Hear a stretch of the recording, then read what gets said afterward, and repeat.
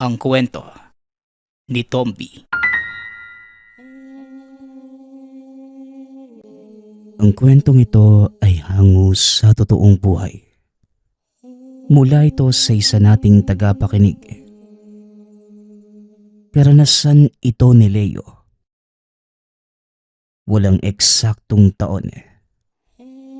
Probinsya ng Kidapawan.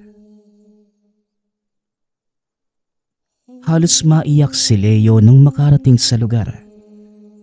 Hindi inaasahang mahirap lakarin at walang sasakyang pwedeng magatid sa tahanan ng hinahanap nama. Nabutas na ang suot na sapatos sa naglalakihang bato sa daan. Nagganda putik-putik na ang damit at ang dalang bagahe. Dahil kakatapos lamang ng ulan ng mga sandaling yun, basang-basa din ang binata. Lintik talaga. Ang sabi pagkababa ng bus, nasa harapan kagad ng tahanan ng magaling na heros. Pero ito, kailangan ko pa maghirap. Kung alam ko lang sana na ganito, sana hindi na ako tumuloy. Buwisit talaga. Wika ni Leo sa sarili. Napasigaw na lamang dahil sa inis. Bumuntong hininga ang binata. Kinarga sa balikat ang bagahe upang hindi na madagdagan ang putik. Pagkatapos, itinuloy ang paglalakad. Pagkarating sa unahan, hindi na iwasan ang pagkadulas. Dumiretso pa sa paliguan ng kalabaw. Sobrang lintik na talaga. Heros, buwisit ka. Makarating lang ako sa'yo. Lagot ka talaga sa akin. Sigaw ni Leo. Dali-daling bumangon at naghilamos gamit ang natirang baon na tubig. O iho, naunahan mo yata sa pagligo ang kalabaw ko ha? Sandali lang. Bagong tao ka ba rito? Ngayon ko pa lamang nakita yung mukha mo ha? Saan ka ba pupunta? Sa pormahan mo parang tubong Maynila ka ano? Naligaw ka ba iho? Tanong ng magsasakang kakarating pa lamang. Hila-hila pa nito ang kalabaw. May hinahanap lang po akong tao. May kilala po ba kayong heros? Hindi ko alam yung apelyido eh. Basta yung mahaba yung buhok na pagtutroso yung kabuhayan. Tugon ni Leo. Nahirapan pa itong ilarawan ang hinahanap na ama dahil walang malinaw na deskripsyong binigay ang ina. Si Heros pala ang tinutukoy mo. Baybayin mo lang yung daang ito. Sa dulo makikita mo yung bahay ni Heros. Walang ibang bahay doon kundi sa kanya lang. Kaano-ano ka ba niya? Hindi naman masasabing anak dahil wala pa siyang asawa. Baka nagtataka ka na kung bakit ako nagtatanong. Kaibigan ko yung tao, kaya gusto ko ring makasigurado na mabuti ka. Baka mamaya kung anong kamalasan ang dadalhin mo. Esner nga pala ang pangalan ko, iho. Tugon ni Mang Esner. Ba't ako pa talaga ang malas? Ikaw nga po itong mas mukhang malas eh. Ang dami mong sinasabi. Mas maingay ka pa kesa sa kalabaw eh. Mauna na po ako. Wika ni Leo. Muling binaybay ang daang itinuro ni Mang Esner. Ba't ang bastos mong bata ka ha? Kung makapagsalita ka parang bata yung kausap mo. Kung tutuusin, mas matanda pa ako sa hinahanap mong heros. Masumbong nga kita kapag nagkita kami. Dayo ka lang sa lugar pero pasmado yung bibig mo. Pahabol na wika ni Mang Esner. Napailing na lamang ito habang hinahatid ng tanaw ang papalayong binata. Sa kabilang banda naman, narating din ni Leo ang tahanan ni Heros. Walang katao-tao sa lugar. Sarado ang mga bintana at pinto. Maraming pananim sa bakuran. Mga gulay, herbal at bulaklak. Sa likod naman ng tahanan ay maraming nakapastol na kambing at meron ding babuyan. Naroon din ang malawak na taniman ng mais at kamote. Ayos, kung kay Heros ang lahat ng to, hindi lugi yung pagpunta ko rito. Kahit papano may pagkukunan ng pagkain. Hindi ako magugutom. Ang ugaling meron siya na lang ang aalamin ko. Kung magkakasundo kami mas maayos. Wika ni Leo sa sarili. Bumalik ito sa bakuran. Ngunit natigilan ng mapadaan sa may bintana. May nadidinig itong pag-usal mula sa loob. Dahil sa kuryosidad, idinikit ang tenga sa dingding upang mapakinggang maigi. Ngunit ibang lengguwahe ang ginagamit kaya hindi rin maintindihan. Ano? Dayuhan ba yung tatay kong to? Ibang lengguwahe yung gamit eh. Pero ang sabi ni nanay, Pilipino lang si Heros. Paanong ibang wika yung sinasambit ng isang to? Siya ba yung nagsasalita? Sunod-sunod na tanong ni Leo sa sarili. At upang masagot ang mga katanungan, dali-daling nagpunta ng pinto si Leo. Paulit-ulit na kumatok hanggang sa pinagbuksan.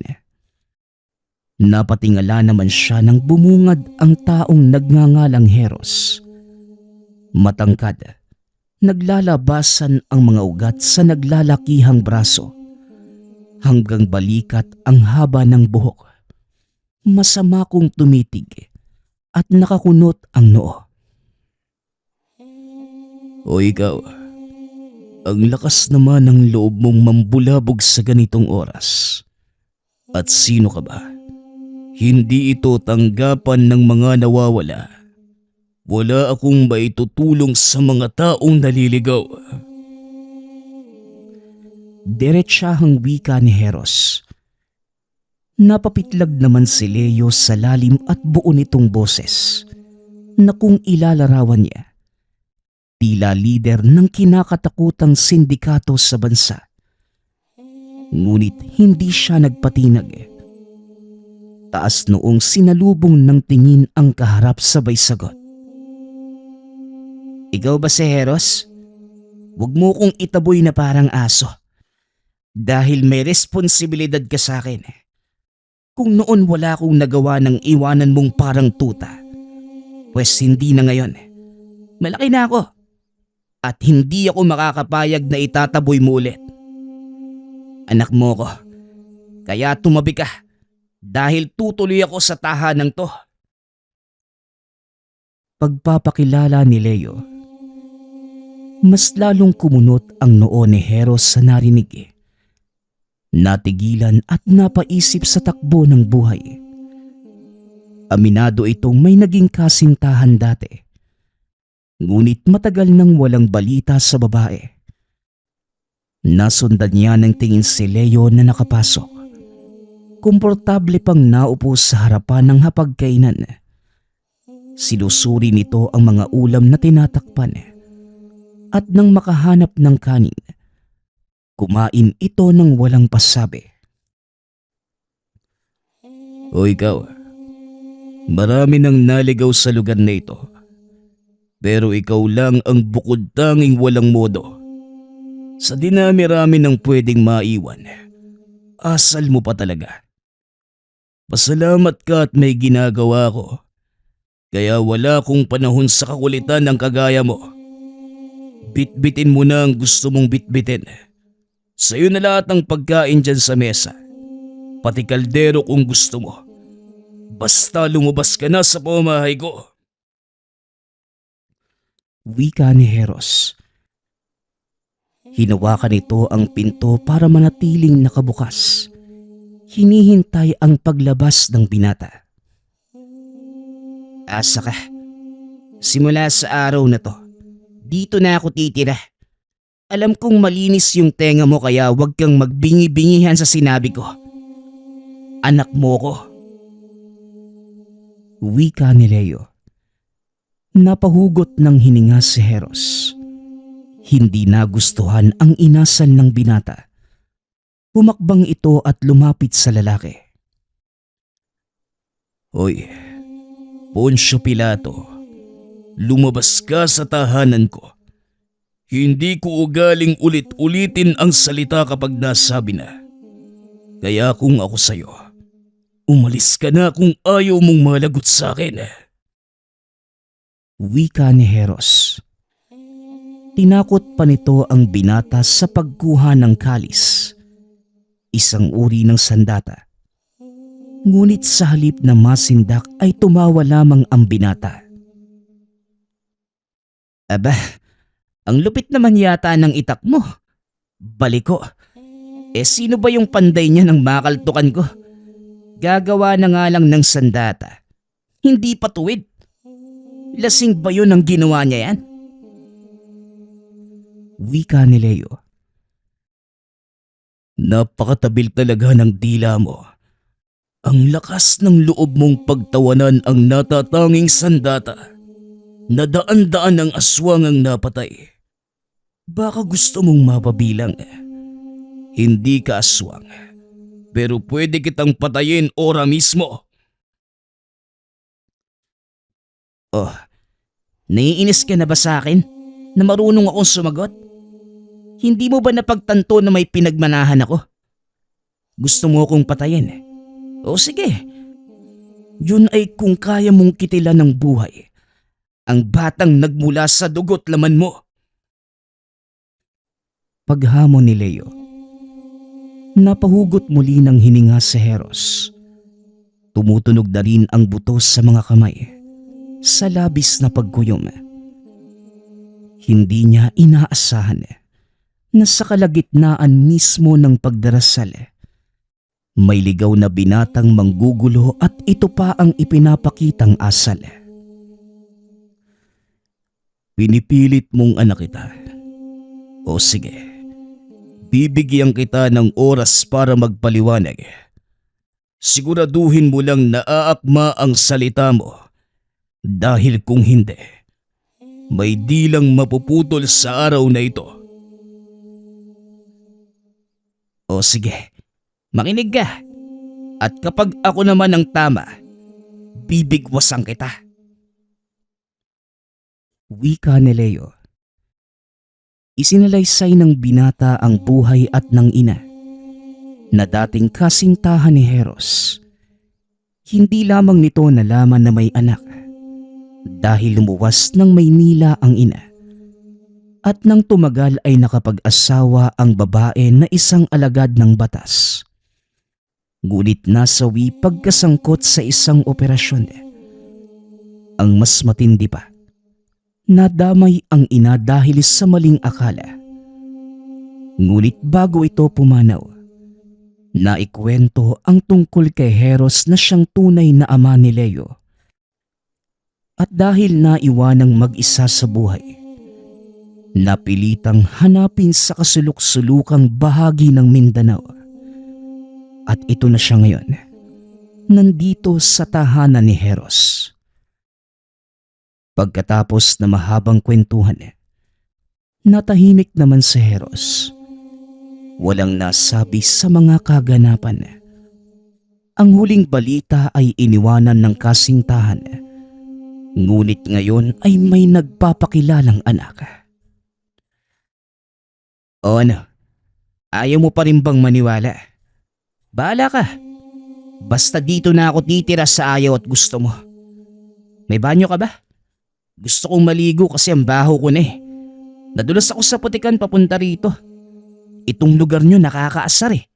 Ang hirap ng daanan. Wika ni Leo.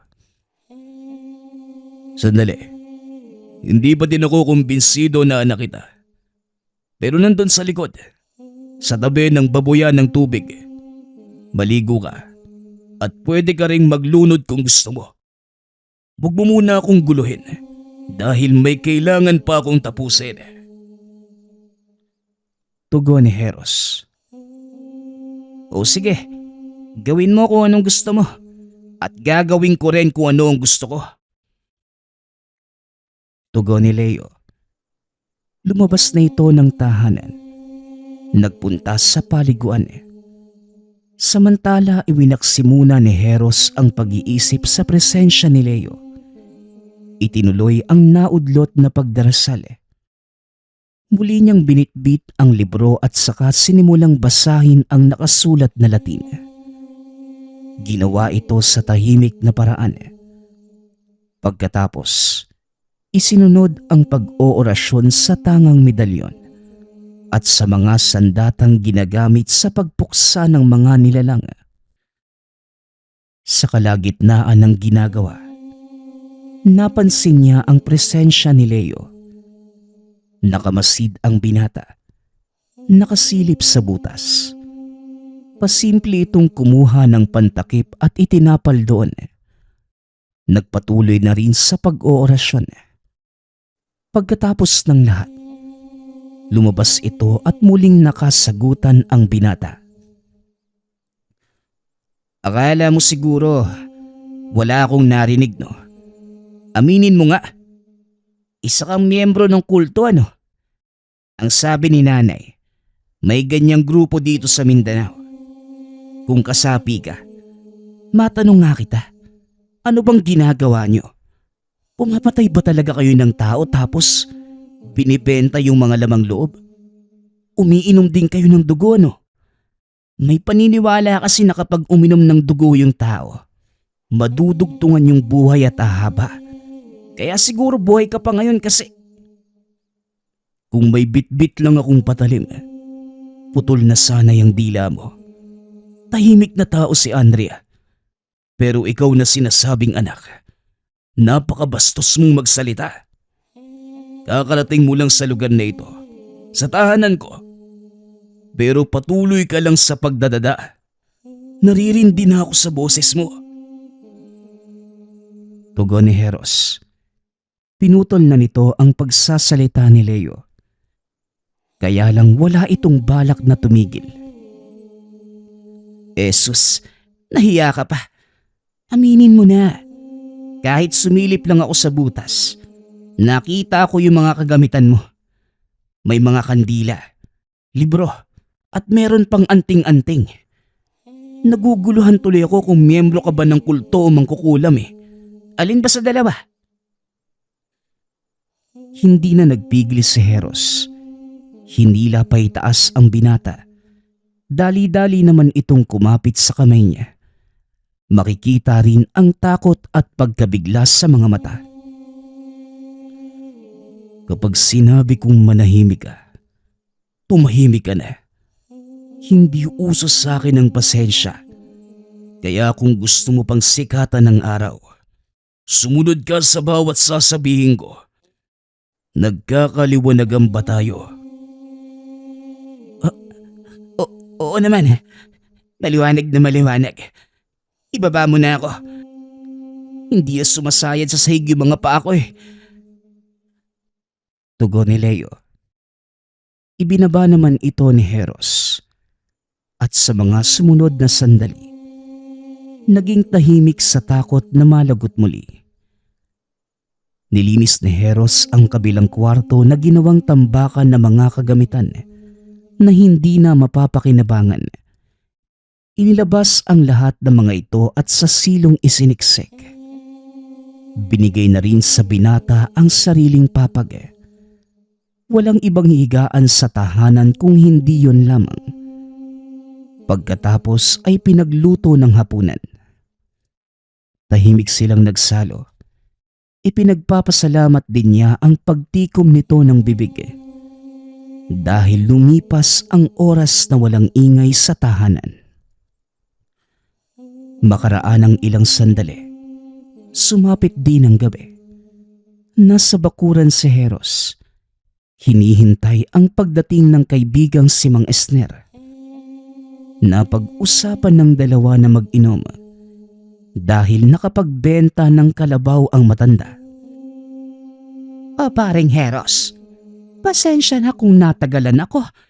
Ang bagal kasi ni Mang Ritoy. 1 galon lang ng lambanog ang binili ko, pero halos 1 oras din ang paghihintay. Syempre, hindi nawawala yung pulutan. Dumaan pa ako sa pinsan ko na nagkatay ng aso. O tara na, pulutanin na natin ito. Wika ni Mang Esner pagkarating. Ayos yan. Kapag talaga ikaw yung nag-aya ng inuman, kumpleto mula sa lambanog hanggang pulutan. Tara na. Tumagay na tayo. Tugon ni Heros. Siya nga pala, Heros. May nakasalamuha akong binata sa daan kanina. Grabe yung bastos magsalita. Ikaw yung hinahanap. Nakarating na ba dito? Sino ba yon? Ewan ko nga eh. Hindi naman nagpakilala. Pero tatawagin ko siyang Poncio Pilato. Dumating ba naman kanina at sinabing anak ko raw siya kay Andrea? Aba, malay ko ba kung totoo? Nagpupumilit kaya hinayaan ko muna. Nasa loob yun. Nagpapasok ka ng taong hindi mo kilala. Paring Heros, parang bago yun ha. Hindi ka naman basta nagtitiwala. Pero ito, nagpatuloy ka ng binatang maliban sa sobrang bastos ng sagutan. Ang sarap pang kutusan. Pasensya ka na pare, pero nakakainis lang talaga yung batang yon. Siga-sigaan yung astahan eh.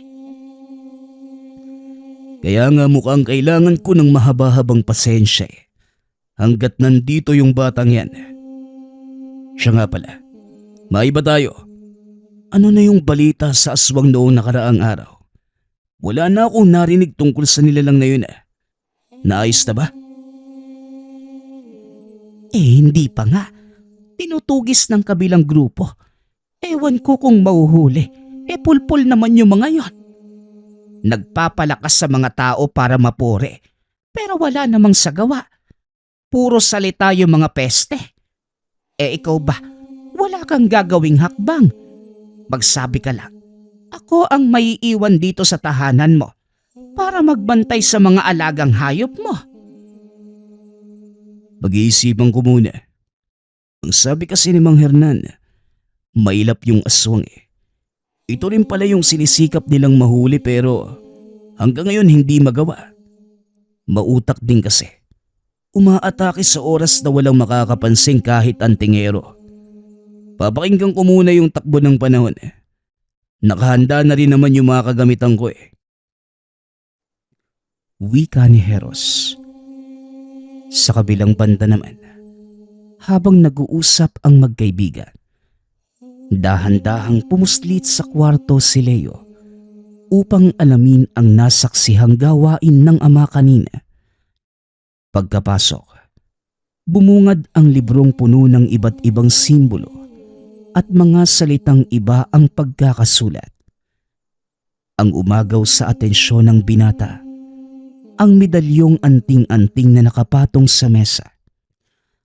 Nilapitan niya ito at kinuha.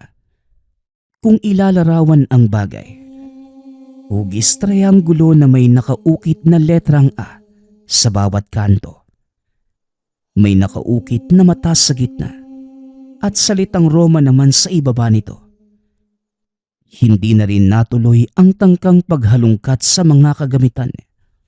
Nang madinig ang boses ni Heros, napapitlag pa nga ito dahil sa gulat. Akala ko ba, malinaw ang napag-usapan nating dalawa. Bakit umaandar na naman yung pagiging pakialamero mo? Labas! Wika ni Heros. Dali-daling lumabas ng kwarto si Leo. Natigilan nang makita si Mang Esner. Aba, nandito pala yung nagpakilalang anak ni Heros. Pero yung asal mo pang rebelde. Mabait na tao yung kaibigan ko. Hindi katulad mo. Hoy bata, umamin ka nga. Gumagawa ka lang ng kwento ano? Nagpapanggap kang anak ni Heros Dahil meron kang masamang binabalak. Tama ba ako? Tanong ni Mang Esner. Di pa nga nangangalahati yung galon ng lambanog. Pero lasing ka na tanda. Hindi ko ugaling magsinungaling, Manong. Totoong anak ako ng taong yan. Nasa inyo na rin kung maniniwala kayo. O hindi, basta nagsasabi ako ng totoo. At pawang katotohanan lang. Makatulog na nga. Tugon ni Leo. Pumasok na rin ito sa kabilang kwarto. Tinalikuran ang matatanda. Sayang, malalaman ko na sana kung anong klaseng kababalaghan yung ginagawa ng taong yun sa kabilang kwarto eh. Nahuli pa. Basta kung hindi man siya miyembro ng kulto, posibleng isang mangkukulam.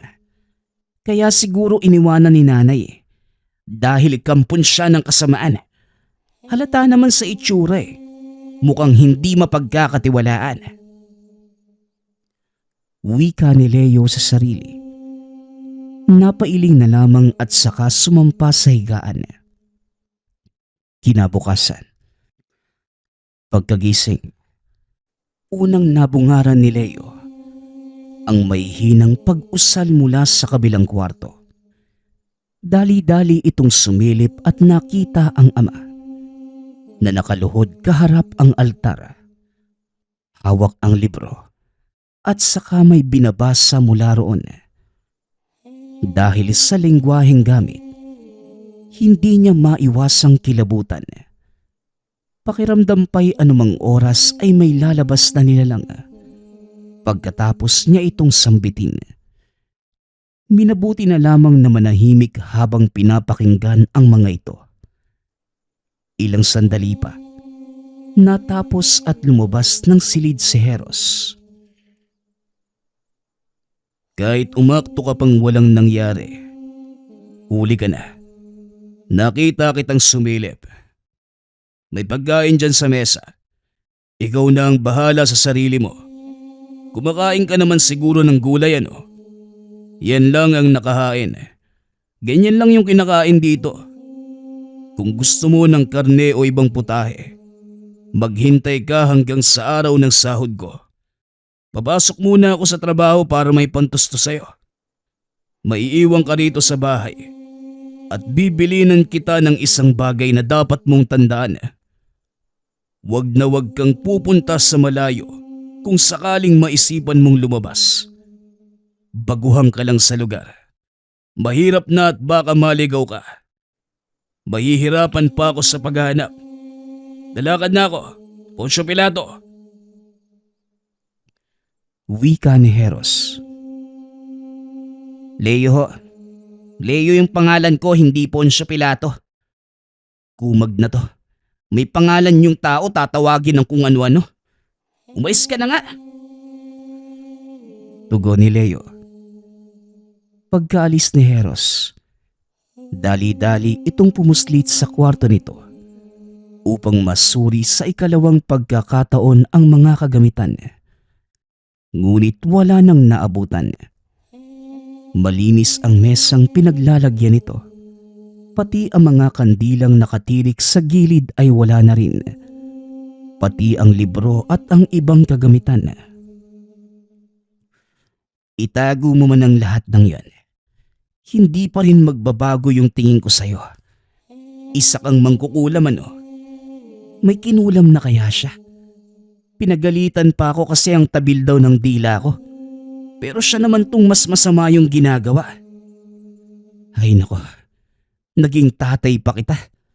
Mabuti hindi ako lumaki sa poder mo. Wika ni Leo sa sarili. Makalipas ang ilang sandali. Naglibot-libot ito upang makita ang lugar. Unang bumungad ang mga magsasaka na abala sa gawain. Meron namang mga kalalakihang naglalakad papunta sa bundok. Ang sabi magtutroso ang mga ito. Hinanap niya si Heros, ngunit hindi naman makita. Ibinaling na lamang ang pansin sa mga matatandang nagtatanim ng mais. Tahimik itong nanonood. Hindi rin nakaligtas sa tsismisang pinag-uusapan ng mga ginang sa isang tabi. Ay nako, grabe. Kung nakita mo lang yung sinapit ng bata, nako, mahihimatay ka talaga. Nakabukas yung tiyan, tapos nakalabas yung mga lamang loob. Namumutla na yung katawan kasi wala ng dugo. Hindi ko maintindihan yung nangyari. Paulit-ulit na lang dinarayo ng aswang ang lugar natin. Huwag kang mag-alala dyan. Sigurado naman akong hahanapan ng paraan ni Heros ang usaping to. Siya pa. Ang galing manugis ng aswang ng taong yan. Matuntun lang niya yung pinamumugaran ng mga pesteng nilalang. Ay siguradong ubos yung mga yan. Pag-uusap ng dalawang matandang babae. Kumunot ang noo ni Leo nang marinig ang pangalan ng ama. Hindi muna ito sumingit sa usapan sa pag-aakalang nagkataon lamang at ibang tao ang tinutukoy nito. Ay oo nga pala. Sa sobrang takot ko nakalimutan ko na meron pala tayong tagapagtanggol. Kung naabot lang sana ng pang-amoy ni Heros yung pananalakay ng aswang sa ibang lugar, walang taong mabibiktima kasi maaaksyonan niya kagad. Pero hindi tayo lugi kasi dito sa atin maayos ang buhay. Payapa dahil isang maling galaw ng aswang, tapos ang buhay niya. Si Heros pa, walang awa yan sa mga nilalang na mapangahas. Hindi kumikilala kahit anong uri ng halimaw pa. Huwag lang talagang magkamaling pumarito at makikita nila. Maneng, matanong ko lang po. Sino yung tinutukoy niyong Heros? Hindi naman po siguro yung taong nakatira sa bahay na yan, ano? Pagsingit ni Leo sa usapan hindi na ito nakatiis. Siya nga iho. Kung hindi mo na itatanong, napakatapang ng taong yan. Kahit anong uri ng aswang haharapin, kakalabanin. Siya yung bukod tanging nagliligtas sa amin laban sa mga nilalang na yon. Dito sa lugar, mahalagang tao siya. Tugon ng matandang babae. Mahalagang tao? Sus, pati yung mangkukulam na kagaya niya. Hinahangaan niyo pa. Siguro tinamaan kayo ng orasyon niya, no? Kaya kayo naggaganyan. Mga manang, diyan ako sa tahanan niya nakatira. Isang gabi pa nga lang Ang dami ko nang nalalaman sa pagkatao niya. Kampon ng kadiliman. Nag-uusal pa nga ng dasal na parang nagtatawag ng demonyo Abay lokong bata. Diyan ka pala sa kanya nakatira. Bakit ganyan ka magsalita laban kay Heros? Bawiin mo. Ikaw pa nga yung mas mukhang kampo ng kadiliman. Kaano-ano ka ba ni Heros? Bastos ka na bata. Ang buti-buti ng tao tapos minamasama mo. Napakasama ng ugali mo. Pagsasalita ng dalawang manang. Hindi makapaniwala si Leo nang talikuran siya ng mga ito. Nabaling din ang pansin sa paglapit ni Mang Esner. Hoy Poncio Pilato, narinig ko yung sinabi mo tungkol sa kaibigan ko na ama mo. Kung makapagsalita ka parang kilalang kilala mo si Heros ha. Naiintindihan kong naninibago ka sa lugar, lalo na sa buhay ni Heros. Pero isa lamang ang masasabi ko sa iyo, iho. Mabuting tao siya at hindi mangkukulam. Ano bang pinagsasasabi mo? Nanunugis siya ng aswang at hindi nagdadala ng sakit sa mga tao. Wika ni Mang Esner.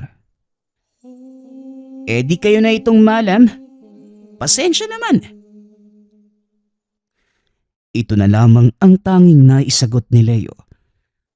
Ngunit sa kaloob-looban niya, hindi pa rin mawala sa isipan ang naunang sinabi.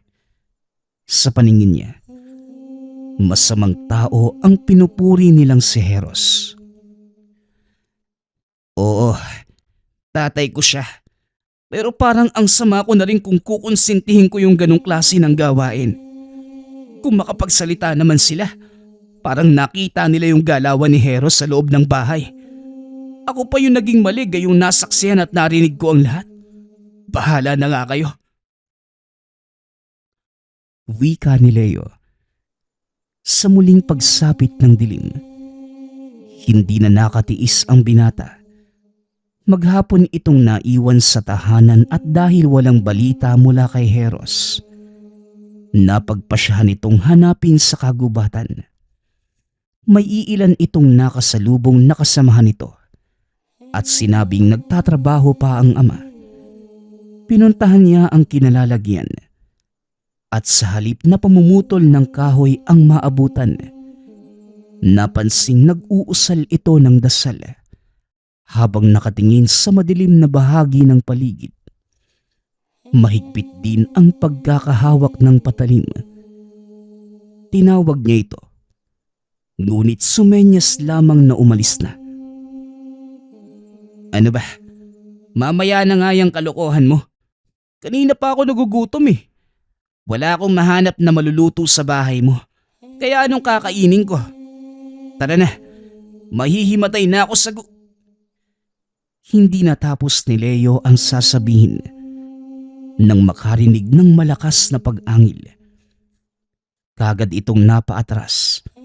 Mula sa hindi kalayuan, lumitaw ang pagmumuka ng isang aswang. Dali-dali naman itong nilapitan ni Heros at hinamon ng tagisan. Oy Poncio Pilato, umuwi ka na. Sa bahay mo na lang ako hintayin. May saging sa silong. Tinakpan ko ng mga dahon. Hinog na ang mga yung kaya pagtsagaan mo na lang muna. Tutugising ko lang ang halimaw na ito bago ka ipagluto ng hapunan. Yung gutom mo makapaghihintay. Pero itong anak ng demonyong to, hindi. Kaya lumakad ka na. Wika ni Heros. Ngunit sa halip na sumunod si Leo, dali-dali pang sumunod ng maghabulan ang ama at ang aswang. Natatakot ngunit gustong makita ang mangyayari. Kuryoso sa kung anong magagawa ng ama. Hindi nakalayo ang nilalang ng batuhin ng patalim. Tumarak ito sa likod. Napaluhod na lamang sa lupa habang pilit na hinuhugot. Hindi rin mahawakan dahil napapaso sa tuwing susubukan. Lumapit si Heros at siya mismo ang humugot nito. Mabuti at naisipan mong lumapit sa oras na nagsiuwian ang mga kasamahan ko. Kanina pa kita napapansin eh. Pero binaliwala ko muna. Mas magandang makipagtuos sa kagaya mong hayop ng tayo-tayo lang ano. Masakit ba? Isang saksak pa lang yun pero naglupasay ka na dyan. Tapusin na lang kaya kita. Ganun nga kasi. Kailangan ko pang ipagluto ng hapunan ng anak ko. Huwag na nating patagalin. Wika ni Heros. Muling nag-usal ng dasal sabay paulit-ulit na sinaksak ang aswang. Nangalmot pa ito ngunit hindi na nakalaban. Pinigilan ang lakas sa orasyong pinakawalan. Makalipas lamang ang ilang sandali. Humandusay at wala ng buhay. Nagpatuloy sa pagsambit ng orasyon si Heros habang nililigpit ang katawan ng nilalang. Pagkatapos ng lahat, binaybay na ang daan pa uwi. Tahimik namang nakasunod si Leo. Laking bigla nito sa mga nakita. O ikaw, di ba kanina pa kita sinabihang umuwi? Pero sabay tayong nakarating. Oh, bakit natahimik ka? May nakita ka lang napipiga na kagad. Wika ni Heros. Naghugas pa ito ng dugo ang kamay. Saka nagpunta ng kusina upang magluto ng hapunan. Kasi Ang buong akala ko, mangkukulam ka eh. Nagsasabi ka kasi ng mga salitang parang nagtatawag ng demonyo. Yun pala, wika ni Leo. Kagad itong napayuko dahil sa pagkahiya. Naiintindihan ko. Walang problema sa akin. Wala ka namang alam sa ganitong bagay eh. Ang tapang mo kanina. Pinanood mo talaga mula umpisa hanggang dulo yung maiksing laban namin nung aswang na yon. Pero delikado yung ginawa mo. Pwedeng ikaw yung balingan ng nilalang. At kapag nagkataon, nadamay ka pa sa mangyayari. Wala eh. Kuryoso din ako sa kung anong gagawin mo. Napakabilis mong mahabol yung halimaw. Sandali. Hindi ba kinanimot ka? Bakit walang sugat? Ang tulis kaya ng mga kuko nun. Napansin mo ba yung mga sinabi kong orasyon? Hindi ba? At saka yung medalyon na nahawakan mo sa kwarto. Sa tulong ng mga ito, protektado ko sa anumang gawin ng aswang. Tumatama yung mga pag-atake nila, pero hindi ako magkakasugat. Kung inakala mong mangkukulam ako o miyembro ng kulto dahil lang sa narinig mo na ibang lengguwahe, nagkakamali ka. Dasal at orasyong Latin ang tawag doon. Sinabi ko na para maliwanagan ka. Sandali. Parang nagbago yung tono ng pananalita mo ah. Nakalunok ka ba ng kuliglig doon sa gubat kaya ka naggaganyan? Hindi naman. Nahihiya lang ako sa mga pinagsasabi ko tungkol sa'yo. Pasensya ka na po talaga ha. Ayos lang. O siya. Hintayin mo ng ilang minuto. Maluluto din maya-maya yung nilagang itlog eh. Yan lang muna ha. Wala tayong ibang pagkain dito eh. Masanay ka na rin. Eh siya nga pala. Anak kita hindi ba? O sige. Tinatanggap na kita rito sa bahay. Pero siguraduhin mong hindi ka mangingelam sa ginagawa ko ha. Lalo na yung mga gamit na nasa kabilang kwarto. Heros na lang ang itawag mo sa akin. Ayoko ng ama o tatay. O itay. Hindi ako sanay. Nang sa ganun din maging magaan ang pakikitungo sa isa't isa. Alam kong pati ikaw naninibago pa sa sitwasyon nating dalawa eh. Wika ni Heros. Napatango na lamang si Leo. Napahugot ng malalim na hininga. Nakaramdam ito ng pagsisisi sa mga binitawang salita. Aminado itong pabalang sumagot. Ngunit napagtantong dapat munang alamin ang katotohanan bago magbitaw ng mga sasabihin. Lalo na kung patungkol sa kilos ng isang tao. Kagaya kay Heros na ang buong akala niya ay alagad ng kasamaan. Yun pala. Isang taong may kakayahang harapin ang hamon laban sa naglipa ng kampo ng kadiliman. Hindi lahat ng nag-uusal ng orasyon ay mangkukulam. Ang iba, dasal pang proteksyon para malabanan ang lahat ng banta. Ang susunod nating kwento ay mula sa isa nating tagapakinig. Karanasan ito ni Elmer. Walang eksaktong taon. Maynila. Malapit si Elmer sa mga bata noon pa man. Mahilig itong makipaglaro sa mga ito. At kahit naging 20 anyos na ang edad, nakikipaglaro pa rin siya sa mga pamangkin. Marami namang natuwang magulang kay Elmer dahil kuyang-kuya talaga ang dating nito sa mga bata. Isa sa mga kinakalaro ni Elmer noon, ang batang 4 o 5 taong gulang na kapitbahay nila. Kasama ito sa 3 bata na mahilig makipaglaro ng tagu-taguan sa kanya. Hindi na maalala pa ni Elmer ang pangalan ng batang yun. Ngunit para sa kwentong ito, Tawagin na lang natin siya sa pangalang Ikoy. Bagamat pala kaibigan at mabait si Elmer, hindi nito maiwasan ang bisyo na paninigarilyo. Hindi naman niya ito ginagawa tuwing umaga dahil bukod sa ayaw niyang malanghap ito ng mga bata, mapapagalitan din siya ng ina dahil ayaw nitong may bisyo ang mga anak. Kaya naman tuwing gabi kung kailan tulog na ang lahat, doon lamang lumalabas si Elmer ng tahanan upang makapagsindi.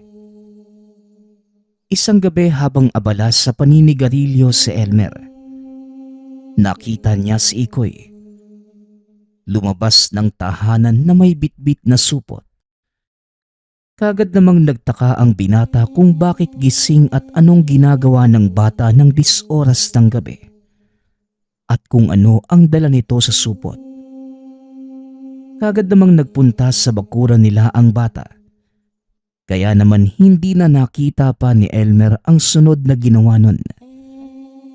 Kinabukasan, habang binabantayan niya ang mga bata, tinawag niya si Ikoy upang kausapin. Nang banggitin ni Elmer ang nakita kagabi, kagad itong napalinga sa paligid.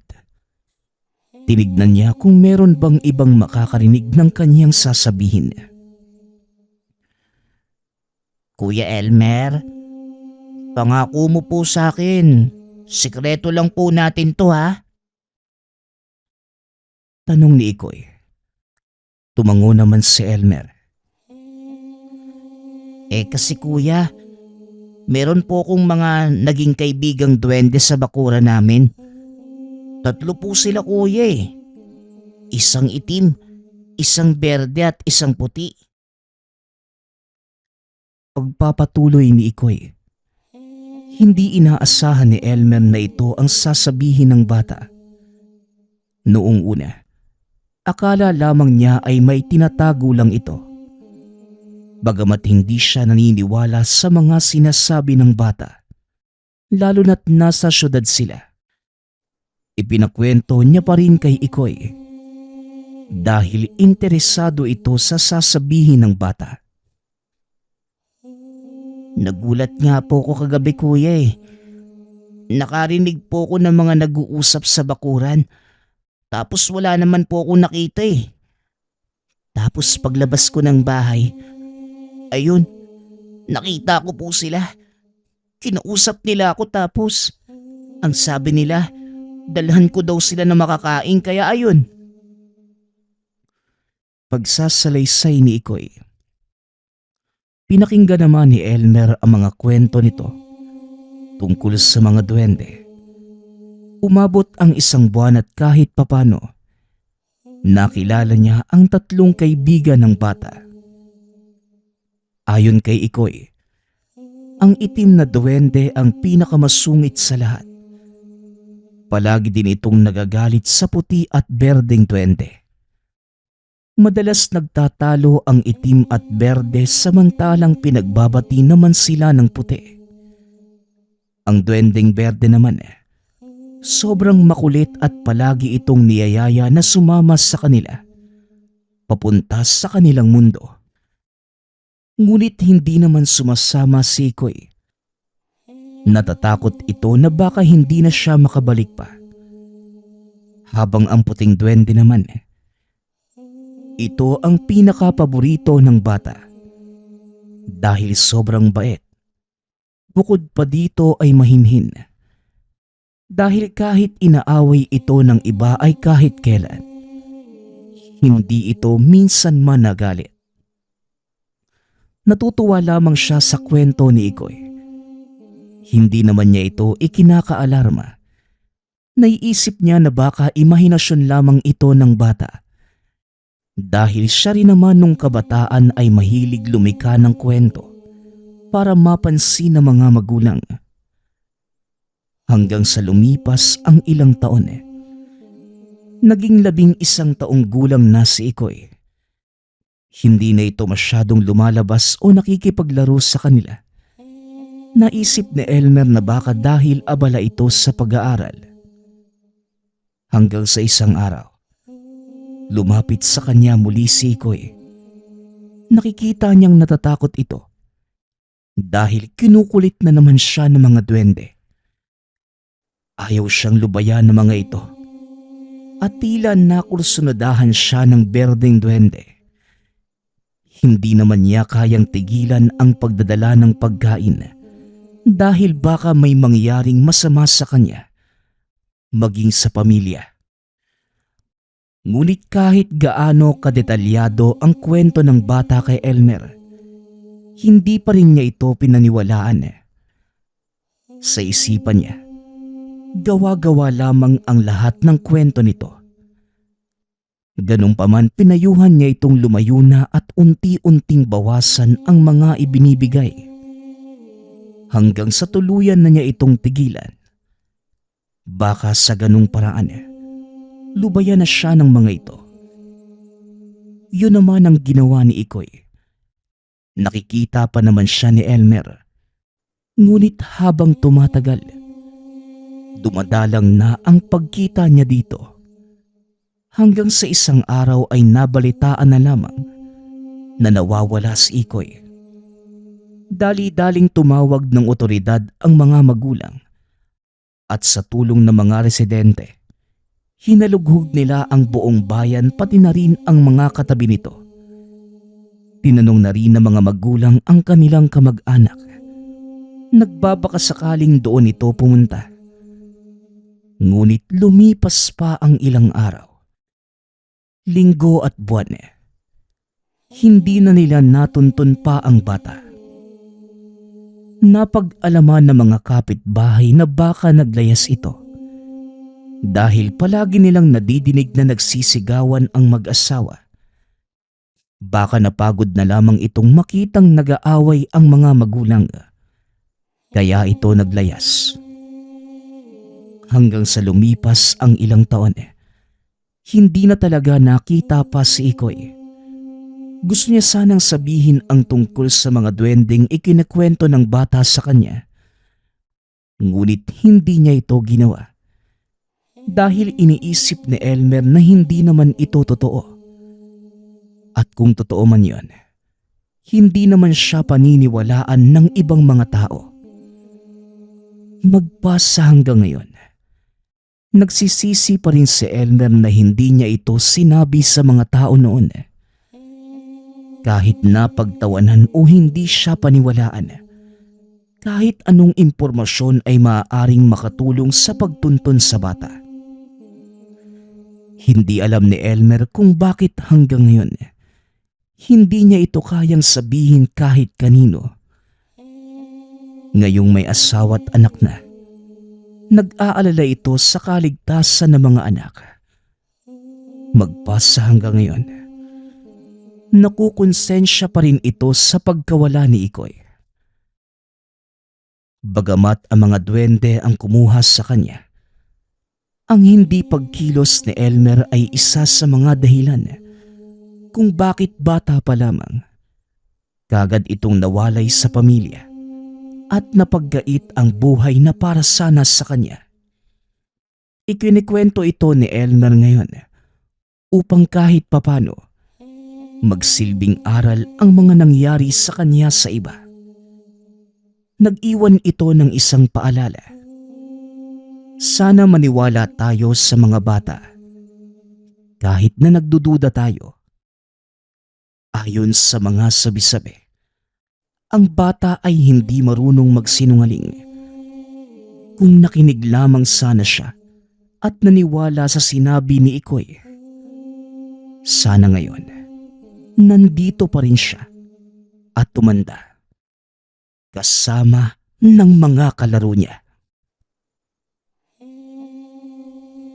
Nagpapasalamat nga pala ako sa lahat ng sumusuporta sa ating channel. Nawa ay patuloy niyong suportahan at pakinggan ang ating mga kwento.